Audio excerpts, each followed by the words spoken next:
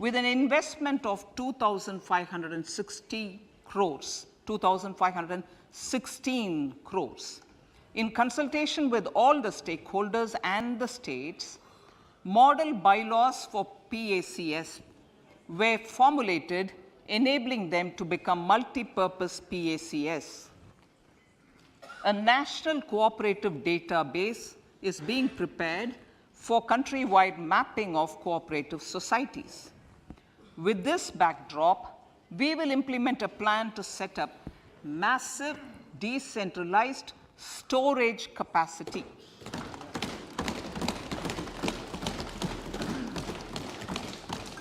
This will help farmers store their produce and realize remunerative prices through sale at appropriate times.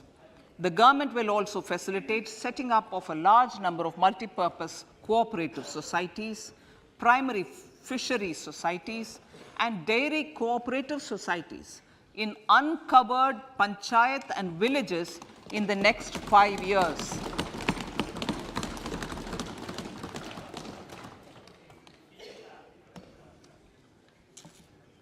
Health, education, and skilling. 157 new nursing colleges will be established in co-location with the existing 157 medical colleges established since 2014. A mission to eliminate sickle cell anemia by 2047 will be launched. It will entail awareness creation, universal screening of 7 crore people in the age group of 0 to 40 years in affected tribal areas, and counseling through collaborative efforts of central ministries and state governments.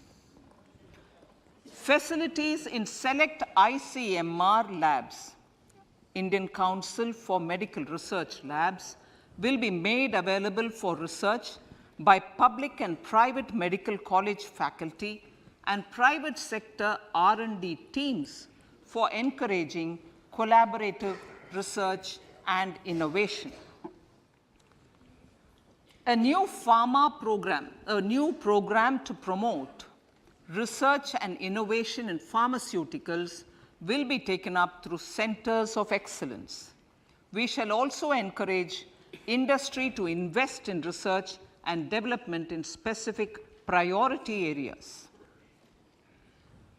Dedicated multidisciplinary courses for medical devices will be supported in existing institutions to ensure availability of skilled manpower for futuristic medical technologies, high-end manufacturing, and research.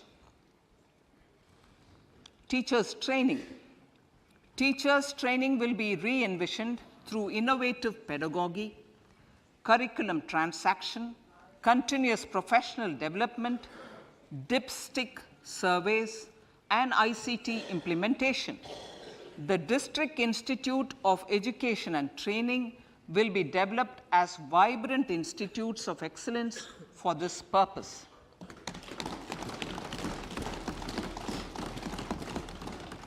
National Digital Library for Children and Adolescents. A National Digital Library for Children and Adolescents will be set up for facilitating availability of quality books across geographies, languages, genres, and levels, and device-agnostic accessibility. States will be encouraged to set up physical libraries for them at panchayat and ward levels and provide infrastructure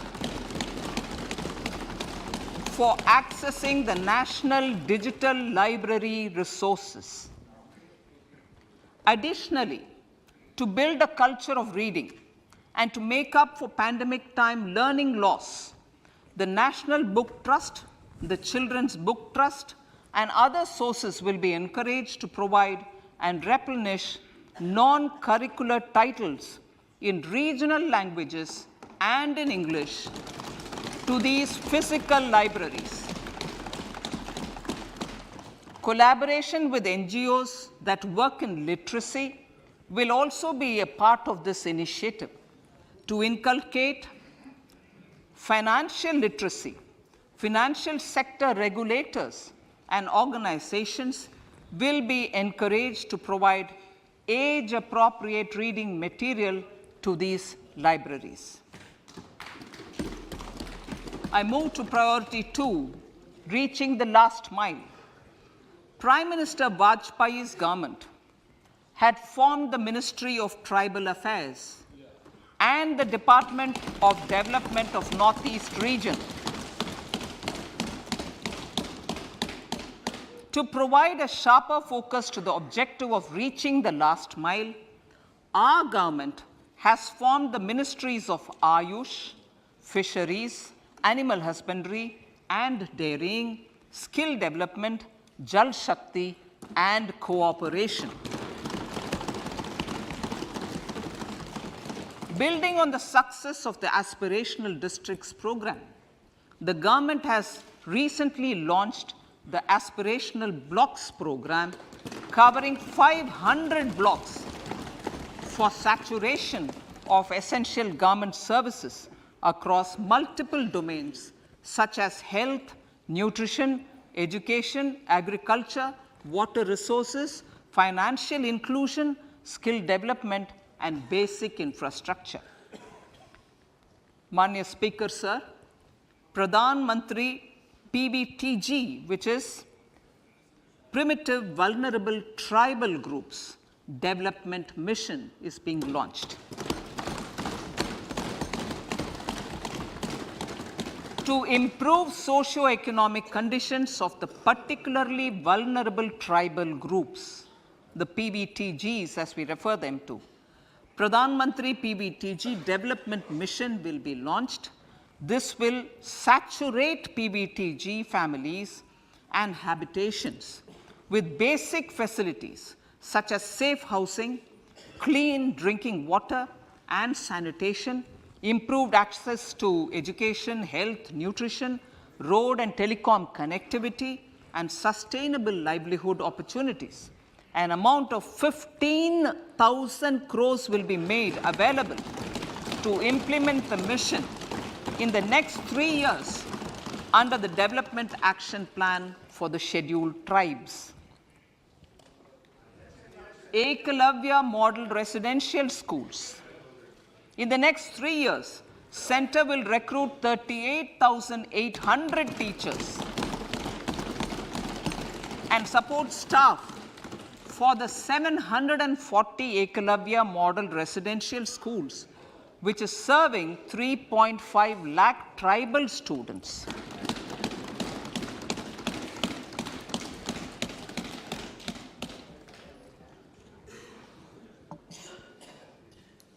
In the drought-prone central regions of Karnataka, central assistance of 5,300 crore will be given to Upper Bhadra project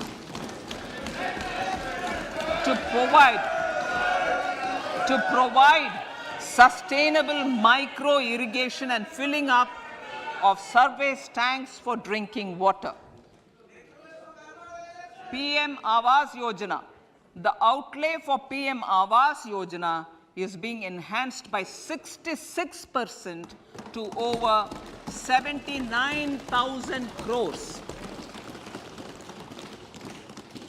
Bharat Shared Repository of Inscriptions will be set up in a digital epigraphy museum with digitization of 1 lakh ancient inscriptions in the first stage.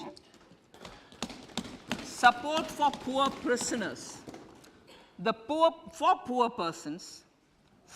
poor persons who are in prisons and unable to afford the penalty or the bail amount, required financial support will be provided. Priority number 3, infrastructure and investment. Investments in infrastructure and productive capacity have a large multiplier impact on growth and employment. After the subdued period of the pandemic, private investments are growing again. the budget takes the lead once again to ramp up the virtuous cycle of investment and job creation. Honorable Speaker, sir, the capital investment outlay is being increased steeply for the third year in a row by 33% to 10 lakh crores, which would be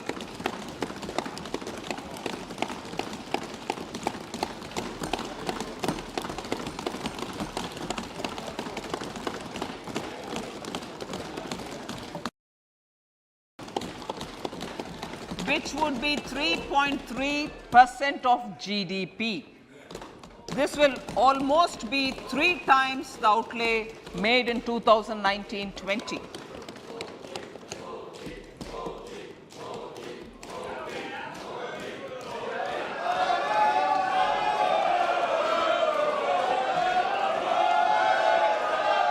This substantial increase in recent years is central to the government's efforts to enhance growth potential and job creation, crowd in private investments, and provide a cushion against global headwinds. The direct capital investment by the center is complemented by the provision made for creation of capital assets through grants and aids to state. The effective capital expenditure of the center is budgeted at 13.7 lakh crore rupees, which will be 4.5% of GDP. Support to state governments for capital investment. I have decided to continue the 50-year interest-free loan to state governments for 1 more year to spur investment in infrastructure and to incentivize them for complementary policies actions with a significantly enhanced outlay of 1.3 lakh crores. The newly established Infrastructure Finance Secretariat will assist all stakeholders for more private investment in infrastructure, including railways, roads, urban infrastructure, and power, which are predominantly depend on public resources. The harmonized master list of infrastructure will be reviewed by an expert committee for recommending the classification and financing framework suitable for Amrit Kal. A capital outlay, I'm talking about railways now, sir, Honorable Speaker, railways. A capital outlay of 2.40 lakh crores has been provided for the railways. This is the highest ever outlay this highest ever outlay is about 9 times the outlay made in 2013-14. 100 critical transport infrastructure projects for last and first mile connectivity for ports, coal, steel, fertilizer, and food grain sectors have been identified. They will be taken up on priority with investment of 75,000 crores, including 15,000 crore from private sources. 50 additional airports, heliports, water aerodromes, and advanced landing grounds will be revived for improving regional air connectivity.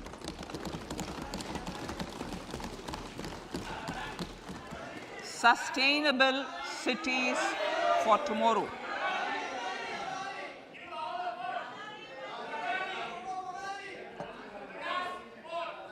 States and cities will be encouraged to undertake urban planning reforms and actions to transform our cities into sustainable cities of tomorrow. This means efficient use of land resources, adequate resources for urban infrastructure, transit-oriented development, enhanced availability and affordability of urban land, and opportunities for all. Through property tax governance reforms and ring-fencing user charges on urban infrastructure, cities will be incentivized to improve their creditworthiness for municipal bonds. Like the RIDF An urban infrastructure development fund will be established through use of priority sector lending shortfall. This will be managed by the National Housing Bank and will be used by public agencies to create urban infrastructure in Tier 2 and Tier 3 cities. States will be encouraged to leverage resources from the grants of the 15th Finance Commission as well as existing schemes to adopt appropriate user charges while accessing the UIDF. We expect to make available 10,000 crore rupees per annum for this purpose. All cities and towns will be enabled for 100% mechanical desludging of septic tanks and sewers to transition from manhole to machine hole mode.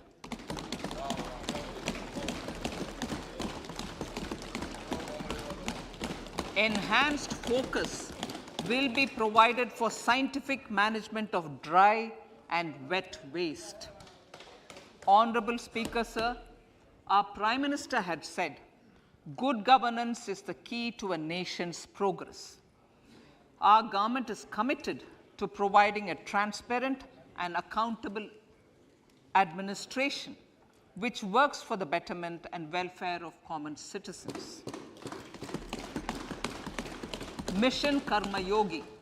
Under Mission Karma Yogi, center, states and the union territories are making and implementing capacity building plans for civil servants.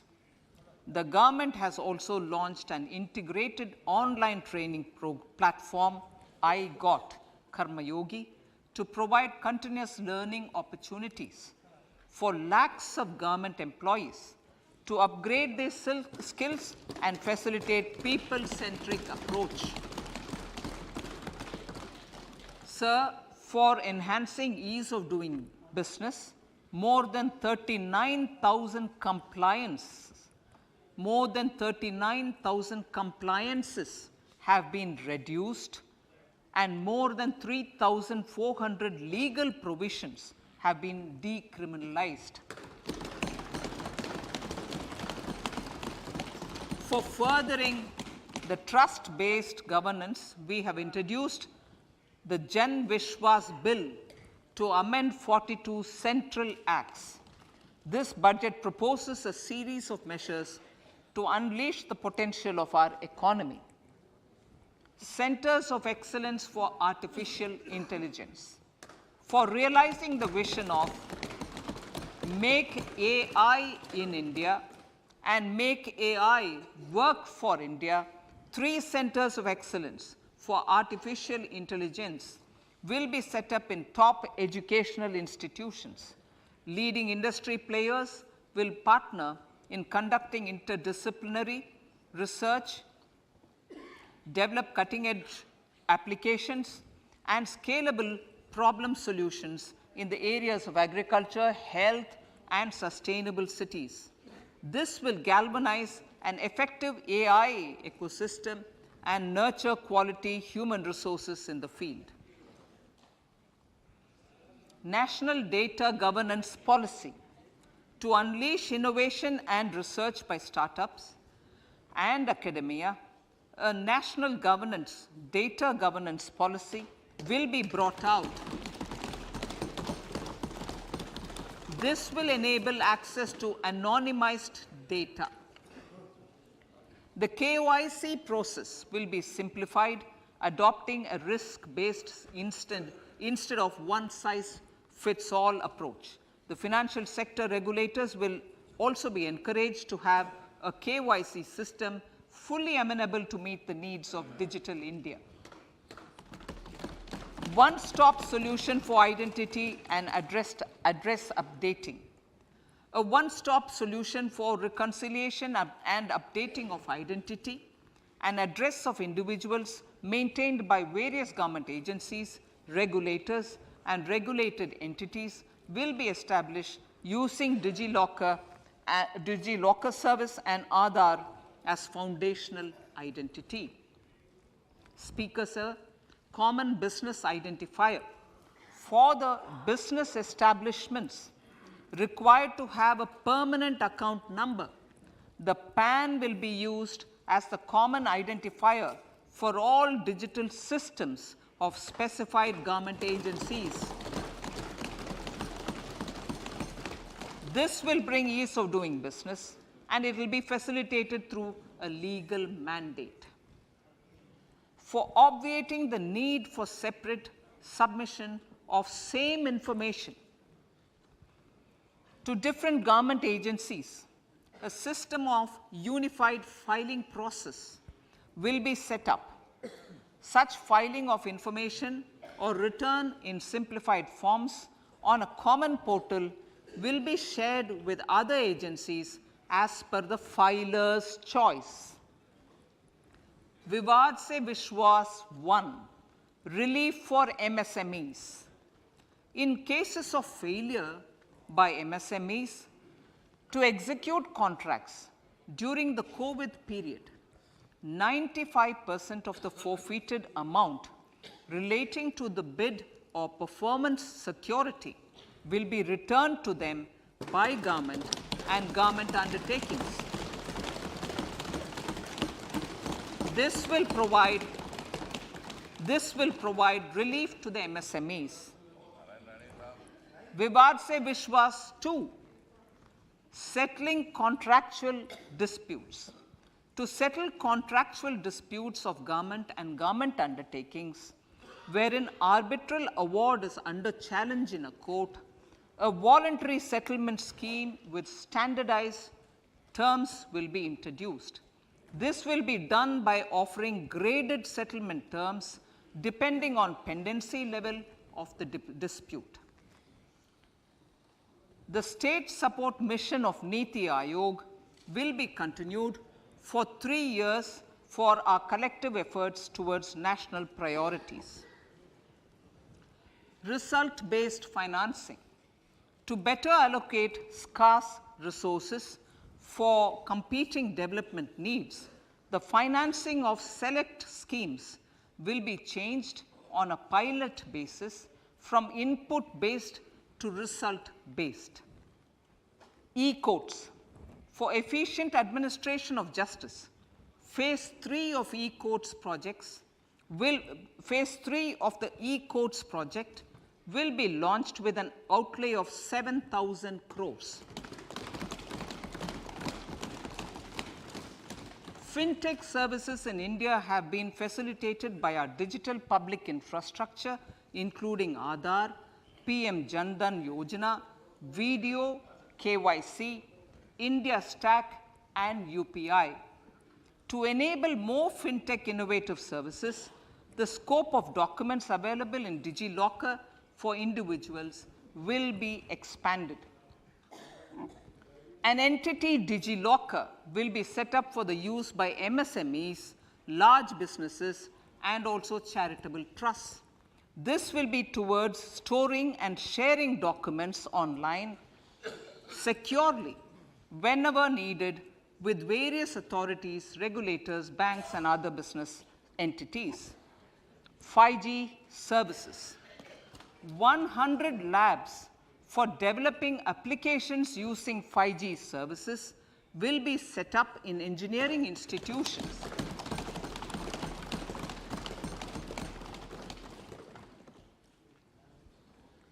To realize a new range of opportunities, business models, and employment potential, the labs will cover, among others, applications such as smart classrooms, precision farming, intelligent transport systems, and healthcare applications.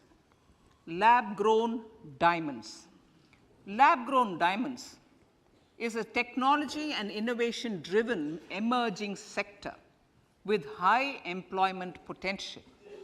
These environment-friendly diamonds, which have optically and chemically the same properties as natural diamonds. To encourage indigenous production of LGD, lab-grown diamond seeds and machines, and to reduce import dependency, a research and development grant will be provided to one of the IITs for 5 years. To reduce the cost of production, a proposal to review the custom duty on LGD seeds will be indicated in Part B of the speech. I come to the fifth priority, Honorable Speaker, sir, green growth. Honorable Prime Minister has given a vision for life or lifestyle for environment to spur a movement of environmentally conscious lifestyle. India is moving forward firmly for the Panchamrit, the net zero carbon emission by 2070 to usher in green industrial and economic transition. This budget builds on our focus on green growth. The recently launched National Green Hydrogen Mission, with an outlay of 19,700 crores, will facilitate transition of the economy to low carbon intensity, reduce dependence on fossil fuel imports, and make the country assume technology and market leadership in this sunrise sector. Our target is to reach an annual production of 5 MMT by 2030. Energy transition. This budget provides for 35,000 crores for priority capital investment towards energy transition and net zero objectives and energy security by Ministry of Petroleum and Natural Gas. To steer the economy on sustainable development path, battery energy storage systems with capacity of 4,000 MWH will be supported with viability gap funding. A detailed framework for pumped storage projects will also be formulated. Renewable energy evacuation. The interstate transmission system for evacuation and grid integration of 13 gigawatt renewable energy from Ladakh will be constructed with investment of 20,700 crore, including central support of 8,300 crores. Green credit program. For encouraging behavioral change, a green credit program will be notified under the Environment Protection Act. This will incentivize environmentally sustainable and responsive actions by companies, individuals, and local bodies, and help mobilize additional resources for such activities. PM Program for Restoration, Awareness, Nourishment, and Amelioration of Mother Earth, PM Pranam, will be launched to incentivize states and union territories to promote alternative fertilizers and balanced use of chemical fertilizers. Go Bardhan scheme. 500 new waste to wealth plants under Go Bardhan, galvanizing organic bio-agro resources done. Go Bardhan scheme will be established for promoting circular economy. These will include 200 compressed biogas plants, including 75 plants in urban areas, and 300 community or cluster-based plants at a total investment of 10,000 crores. I will refer to this in Part B also. In due course, a 5% CBG mandate will be introduced for all organizations marketing natural and biogas.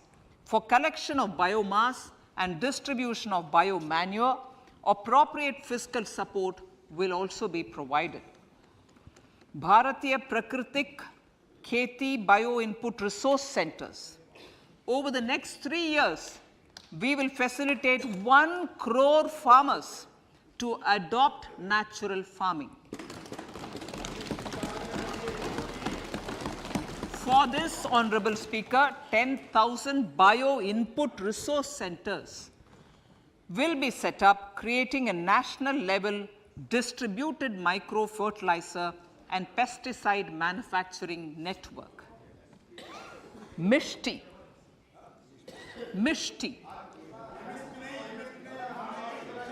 Building on India's success in afforestation, mangrove initiative for shoreline habitats and tangible incomes, Mishti, will be taken up for mangrove plantation along the coastline and on salt pan lands wherever feasible through convergence between Manrega, Campa Fund and other sources. Amrit Dharohar. Wetlands are vital ecosystems which sustain biological diversity. In his latest Mann Ki Baat, the Prime Minister said, now, I quote, now the total number of Ramsar sites in our country has increased to 75, whereas before 2014, there were only 26, unquote. Local communities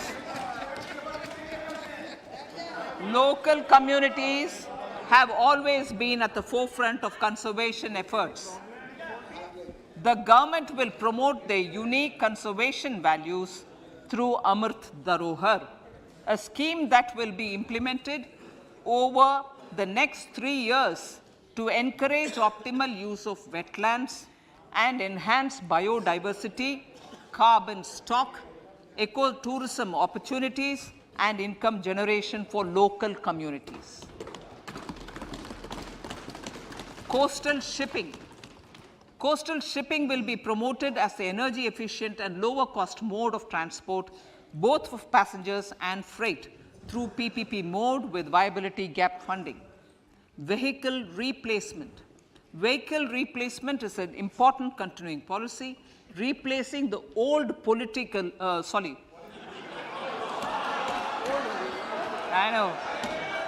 replacing, absolutely, thank you. Replacing old polluting vehicles. May be applicable, right? Replacing old polluting vehicles is an important part of greening our economy. In furtherance of the vehicle scrapping policy mentioned in Budget 21-22, I have allocated adequate funds to scrap old vehicles of the central government. States will also be supported in replacing old vehicles and old state ambulances. Honorable Speaker, sir, I move to priority 6, youth power. To empower our youth and help the Amrit PD realize their dreams, we have formulated the National Education Policy, which is very wide in its scope, but one of the things is also to focus on skilling, adopted economic policies that facilitate job creation at scale and have supported business opportunities. Pradhan Mantri Kaushal Vikas Yojana. Pradhan Mantri Kaushal Vikas Yojana 4.0 will be launched to skill lakhs of youth within the next 3 years. On-job training, industry partnership, and alignment of courses with needs of industry will be emphasized. The scheme will also cover new age courses for Industry 4.0 like coding, AI, robotics, mechatronics, IoT, 3D printing, drones, and other soft skills. To skill youth for international opportunities, 30 Skill India International Centers will be set up across different states. The digital ecosystem for skilling will be further expanded with the launch of a unified platform for enabling demand-based formal skilling, linking with employers including MSMEs, and facilitating access to entrepreneurship schemes. To provide stipend support to 47 lakh youths in 3 years, direct benefit transfer under a pan-India national apprenticeship promotion scheme will be rolled out. Tourism. Honorable Speaker, sir, with an integrated and innovative approach, at least 50 destinations will be selected through challenge mode. In addition to aspects such as physical connectivity, virtual connectivity, tourist guides, high standards for food streets, and tourist security, all the relevant aspects would be made available on an app to enhance tourist experience. Every destination would be developed as a complete package. The focus of development of tourism would be on domestic as well as foreign tourists.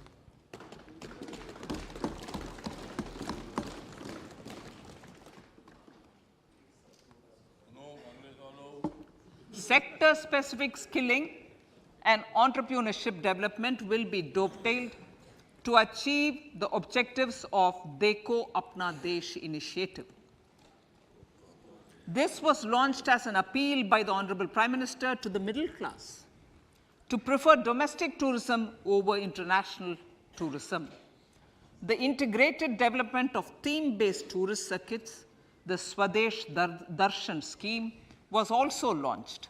Under the Vibrant Villages program, tourism infrastructure and amenities will be facilitated in border villages. Unity Mall. States will be encouraged to set up a Unity Mall in their state capital or most prominent tourism center or the financial capital for promotion and sale of their one district, one product and GI products and other handicraft products, and for providing space for such products of all other states as well. Sir, priority number 7, financial sector. Our reforms in the financial sector and innovative use of technology have led to financial inclusion at scale, better and faster service delivery, ease of access to credit, and participation in financial markets. This budget proposes to further these measures. Credit guarantee for MSMEs.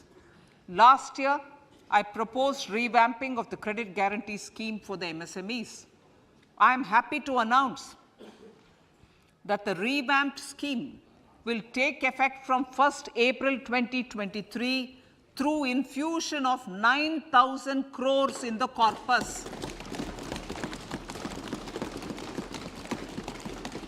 This will enable additional collateral-free guaranteed credit of 2 lakh crores of rupees. Further, the cost of credit will be reduced by about 1%. A national financial information registry will be set up to serve as the central repository of financial and ancillary information. This will facilitate efficient flow of credit, promote financial inclusion, and foster financial stability. A new legislative framework will govern this credit public infrastructure and will be designed in consultation with the RBI. To meet the needs of Amritkal and to facilitate optimum regulation in the financial sector, public consultation, as necessary and feasible, will be brought to the process of regulation making and issuing subsidiary directions. To simplify, to ease, and to reduce cost of compliance, financial sector regulators will be requested to carry out a comprehensive review of existing regulations. For this, they will consider suggestions from public and regulated entities. Time limits to decide the application under various regulations will also be laid down. Honorable Speaker, sir, to enhance business activities in GIFT IFSC, the following measures will be taken. Delegating powers under the SEZ Act to the IFSCA to avoid dual regulation. setting up a single window IT system for registration and approval of IFSCA, SEZ authorities, GSTN, RBI, SEBI, and IRDAI, permitting acquisition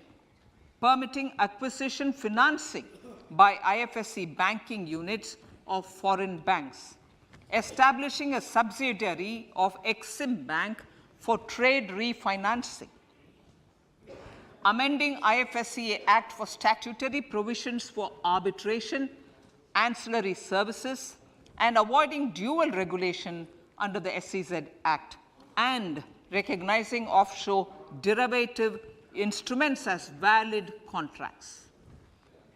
Honorable Speaker, sir, data embassy.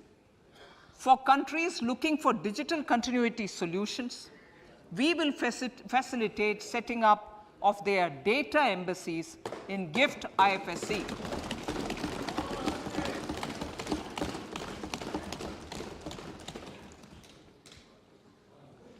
Improving governance and investor protection in banking sector.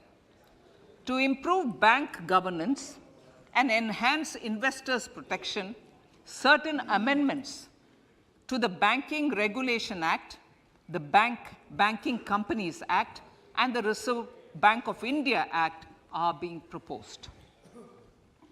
Capacity building in securities market. Honorable Speaker, sir, to build capacity of functionaries and professionals in the securities market, SEBI will be empowered to develop, regulate, maintain, and enforce norms and standards for education in the National Institute of Securities Markets and to recognize award of degrees, diplomas, and certificates. A central processing center will be set up for faster response to companies through centralized handling of various forms filed with field officers under the Companies Act. Reclaiming of shares and dividends. For investors to reclaim unclaimed shares and unpaid dividends from the Investor Education and Protection Fund Authority with ease, from the Investor Education and Protection Fund Authority with ease, an integrated IT portal will be established. Digital payments continue to find wide acceptance. In 2022, they show an increase of 76% in transaction and 91% in value. Fiscal support for this digital public infrastructure will continue in 2023-2024. Azadi Ka Amrit Mahotsav, Mahila Samman Bachat Patra. For commemorating Azadi Ka Amrit Mahotsav, a one-time new small savings scheme, Mahila Samman Savings Patra or Savings Certificate, Mahila Samman Savings Certificate will be made available for a 2-year period up to March 2025. This will offer deposit facility up to 2 lakh in the name of a woman or girls for a tenure of 2 years at fixed interest rate of 7.5% with partial withdrawal option. Senior citizens. The maximum deposit limit for senior citizens savings scheme will be enhanced from 15 lakh to 30 lakhs of rupees. The maximum deposit limit for monthly income account scheme will be enhanced from 4.5 lakh to 9 lakh for single account and from 9 lakh to 15 lakh for joint account. Honorable Speaker, sir, fiscal management. 50 years interest-free loan to states. The entire 50-year loan to states has to be spent on capital expenditure within 2023-24. Most of this will be at the discretion of the states, but a part will be conditional on states increasing their actual capital expenditure. Parts of the outlay will also be linked to or allocated for the following purposes: scrapping old government vehicles, urban planning reforms and actions, financing reforms in urban local bodies to make them creditworthy for municipal bonds, housing for police personnel above or as part of the police station, constructing unity malls, children and adolescent libraries and digital infrastructure, and state share of capital expenditure of central schemes. Honorable Speaker, sir, fiscal deficit of states. States will be allowed a fiscal deficit of 3.5% of GSDP, of which 0.5% will be tied to power sector reforms. Revised estimates 2022 to 2023. The revised estimate, Honorable Speaker, sir, of the total receipts other than borrowing is 24.3 lakh crores, of which the net tax receipts are 20.9 lakh crores. The revised estimate of the total expenditure is 41.9 lakh crores of rupees, of which the capital expenditure is about 7.3 lakh crores. The revised estimate of the fiscal deficit is 6.4% of GDP, adhering to the budget estimate. So, budget estimates of 2023-24. Coming to 2023-24, the total receipts other than borrowings and the total expenditure are estimated at 27.2 lakh crores and 45 lakh crores respectively. The net tax receipts are estimated at 23.3 lakh crores. The fiscal deficit is estimated to be 5.9% of the GDP. In my budget speech for 21-22, I had announced that we plan to continue the path of fiscal consolidation, reaching a fiscal deficit of below 4.5% by 2025-26, with a fairly steady decline over the period. We have adhered to this path, and I reiterate my intention to bring the fiscal deficit below 4.5% of GDP by 2025-26. To finance the fiscal deficit in 2023-24, the net market borrowings from dated securities are estimated at 11.8 lakh crores. The balance financing is expected to come from small savings and other sources. The gross market borrowings are estimated at 15.43 lakh crores of rupees. Honorable Speaker, sir, I now move to Part B.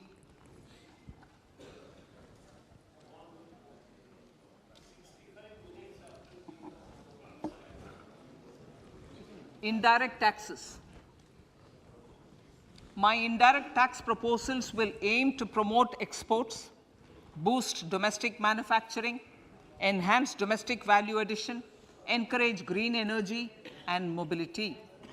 A simplified tax structure with fewer tax rates helps in reducing compliance burden and improving tax administration. I propose to reduce the number of basic customs duty rates on goods other than textiles and agriculture from 21 to 13. As a result, there are minor changes in the basic custom duties, cesses and surcharges on some items including toys, bicycle, automobiles and naphtha. Green mobility. To avoid cascading of taxes on blended compressed natural gas, I propose to exempt excise duty on GST paid compressed biogas contained in it. To further provide impetus to green mobility, customs duty exemptions is being extended to import of capital goods and machinery required for manufacture of lithium-ion cells for batteries used in electrical vehicles as well. Electronics. As a result of various initiatives of the government, including phased manufacturing program, mobile phone production in India has increased from 5.8 crore units valued at about 18,900 crore in 2014-15 to 31 crore units valued at 2,75,000 crore in the last financial year. To further deepen domestic value addition in manufacturing of mobile phones, I propose to provide relief to customs duty. I propose to provide relief in customs duty on import of certain parts and inputs like camera lens, and continue the concessional duty on lithium-ion cells for batteries for another year.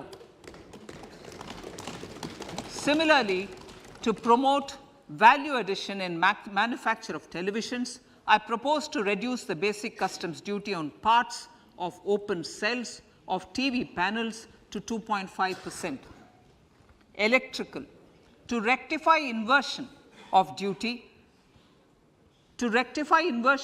structure and encourage manufacturing of electric kitchen chimneys, the basic custom duty on electric kitchen chimney is being increased from 7.5% to 15%, and that on heat coils for these is proposed to be reduced from 20% to 15%.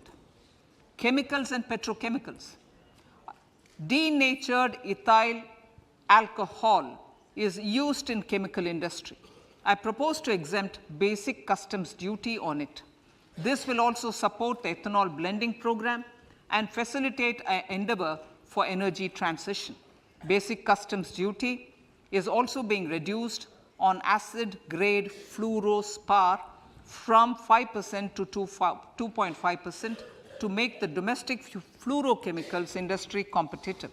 Further, the basic customs duty on crude glycerin for use in manufacture of epichlorohydrin is proposed to be reduced from 7.5% to 2.5%.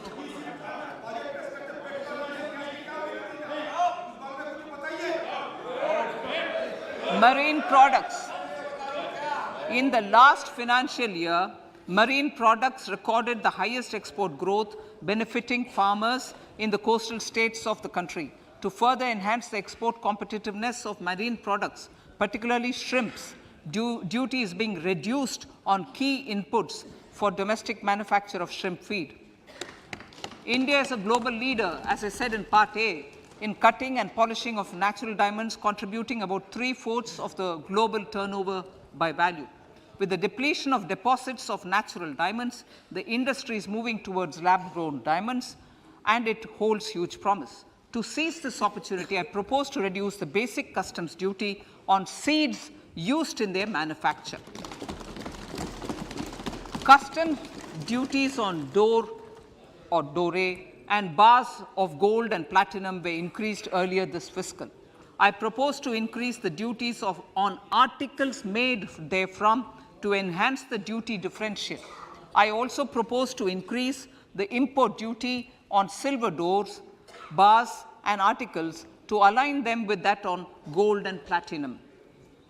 To facilitate availability of raw materials for the steel sector, exemptions from basic custom duty on raw materials for manufacture of CRGO steel, ferrous scrap, and nickel cathode is being continued. Similarly, the concessional BCD of 2.5% on copper scrap is also being continued to ensure the availability of raw materials for secondary copper producers who are mainly in the MSME sectors. Compounded rubber. The basic custom duty rate on compounded rubber is being increased from 10% to 25% or 30 kg, whichever is lower, at par with that of natural rubber other than latex, to curb circumvention of duty. Cigarettes. National calamity contingent duty on specified cigarettes was last revised 3 years ago. This is proposed to be revised upwards by about 16%. Direct taxes.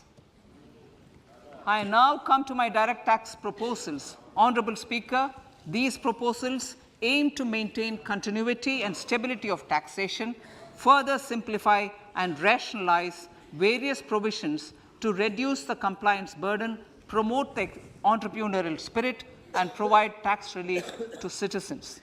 It has been constant endeavor of the Income Tax Department to improve taxpayers' services by making compliance easy and smooth. Our taxpayers portal received a maximum of 72 lakh returns in a day, processed more than 6.5 crore returns this year. Average processing period reduced from 93 days in financial year 13-14 to 16 days only now. And 45% of the returns were processed within 24 hours.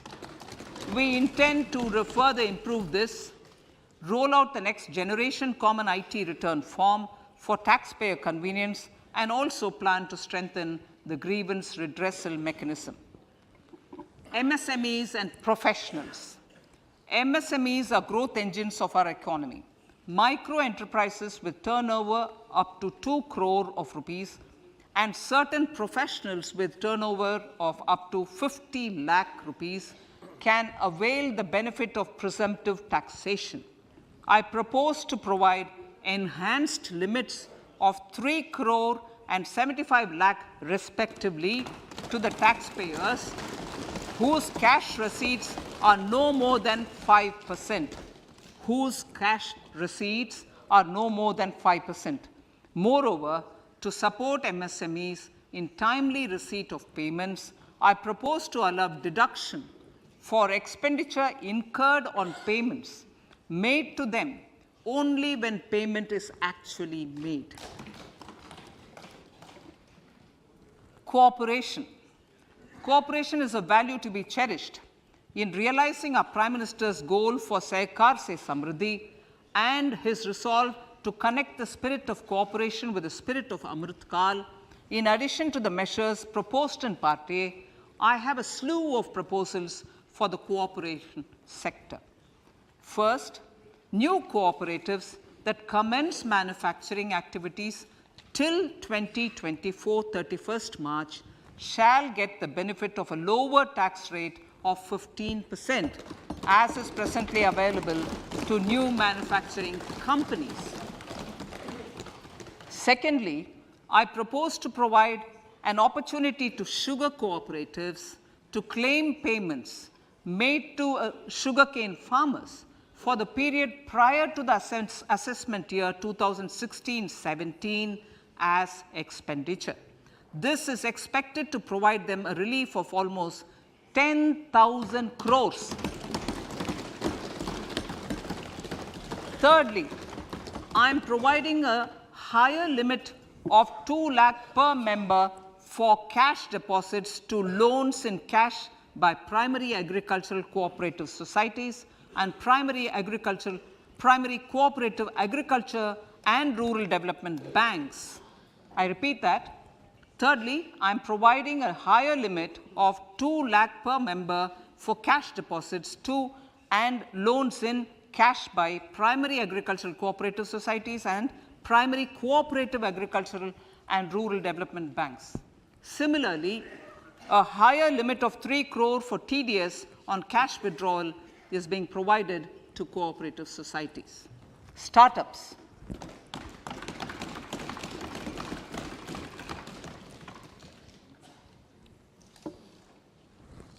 Entrepreneurship is vital for a country's economic development. We have taken a number of measures for startups and they have borne results. India is now the third largest ecosystem for startups globally and ranks second in innovation quality among middle-income countries. I propose to extend the date of incorporation for income tax benefits to startups from 31/3/2023 to 31/3/2024. I further propose to provide the benefit of carry forward of losses on change of shareholding of startups from 7 years of incorporation to 10 years.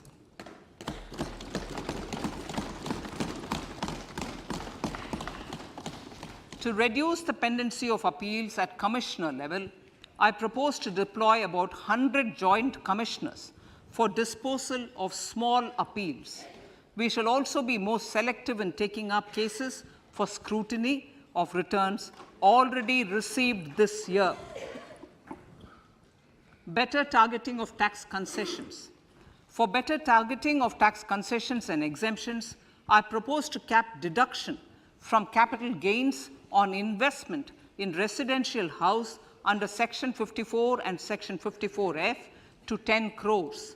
Another proposal with similar intent is to limit income tax exemption from proceeds of insurance policies with very high value. Rationalization. Honorable Speaker, sir, there are a number of proposals relating to rationalization and simplification.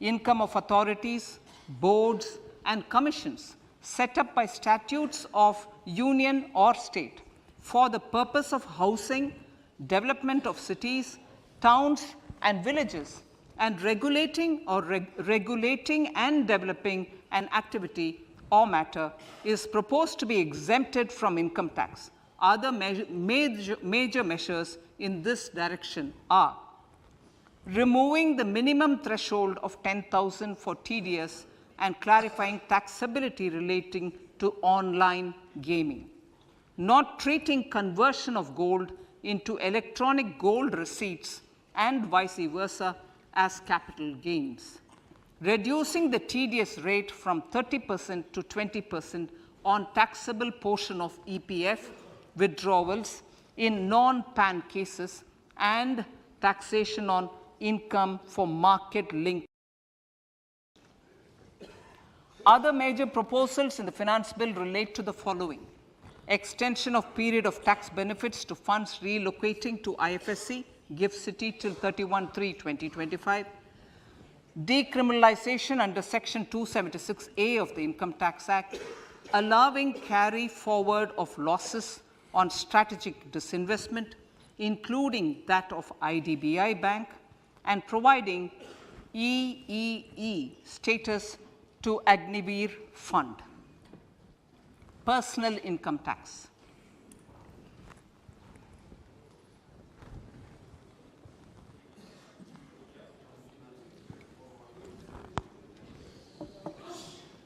Now I come to what everyone is waiting for.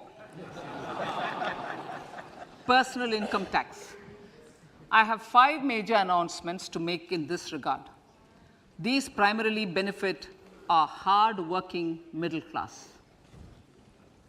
The first one concerns rebate. Currently, those with income up to 5 lakh do not pay any income tax in both old and new regimes. I propose to increase the rebate limit to 7 lakhs in the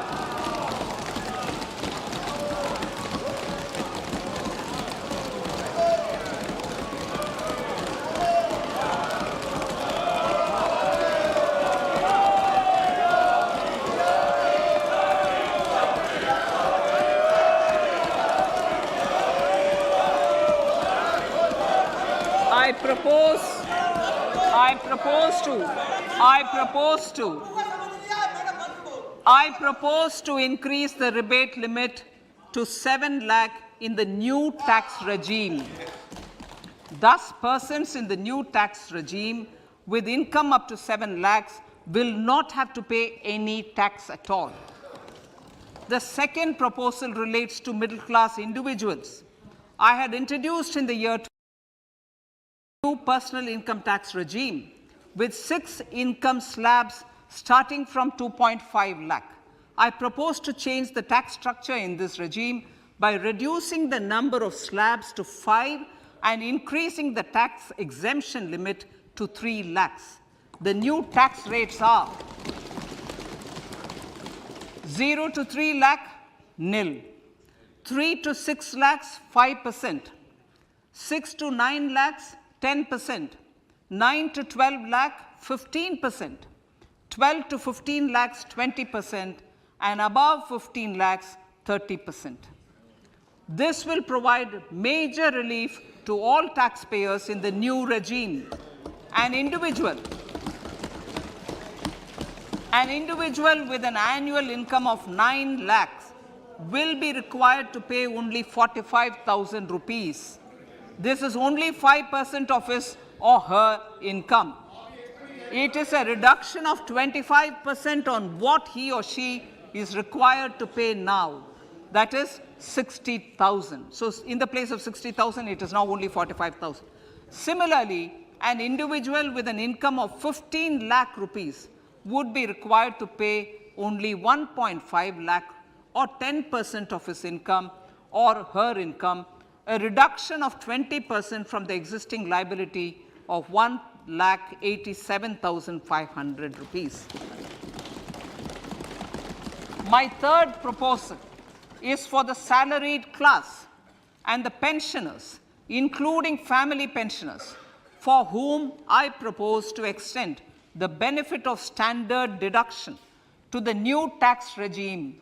Each salaried person with an income of 15.5 lakh rupees or more will thus stand to benefit by 52,500 rupees.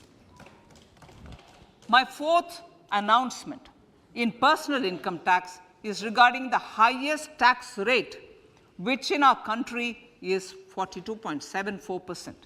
This is among the highest in the world. I propose to reduce the highest surcharge rate from 37% to 25% in the new tax regime.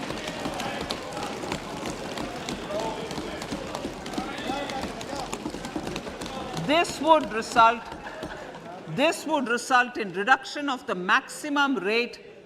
This would result in the reduction of the maximum tax rate to 39%. Lastly, the limit of 3 lakh rupees for tax exemption on leave encashment on retirement of non-government salaried employees was last fixed in the year 2002, when the highest basic pay in the government was only 30,000 rupees per month. In line with the increase in the government salaries, I am proposing to increase this limit to 25 lakh rupees.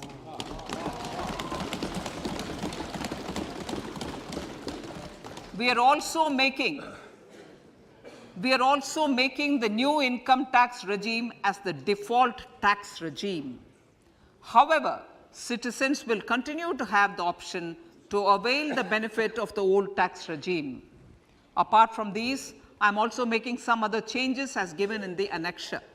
As a result of these proposals, revenue of about 38,000 crore to 37,000 crore in direct taxes and rupees 1,000 crore in indirect taxes will be foregone, while revenue of about 3,000 crore will be additionally mobilized. Thus, the total revenue foregone is about 35,000 crores annually. Honorable Speaker, sir, with these words, I commend the budget to this august House.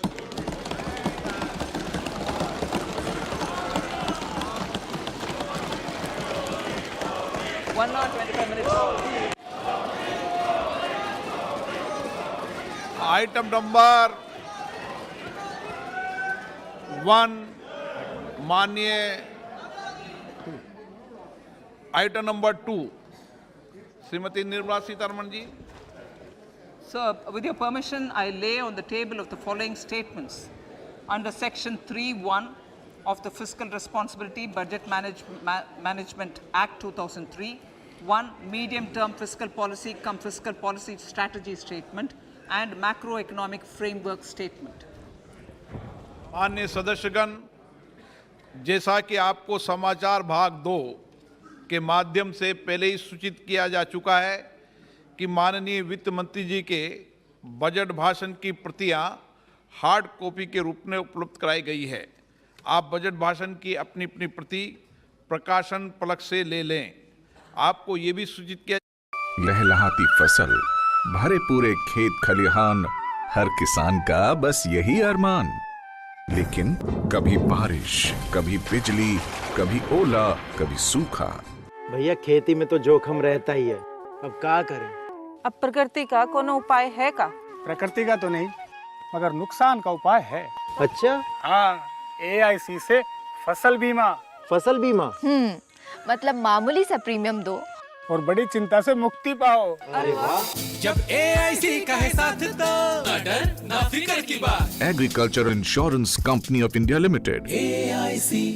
ये युद्ध है, यहाँ कुछ भी हो सकता है। इस लड़ाई को मुझे जिंदा रखना है। मुझ जैसे कई लोग हैं जो आपका साथ देना चाहते हैं। अंग्रेजों के देसी सैनिकों ने अपने ही अफसरों के मुंह पर तोपें तान दी।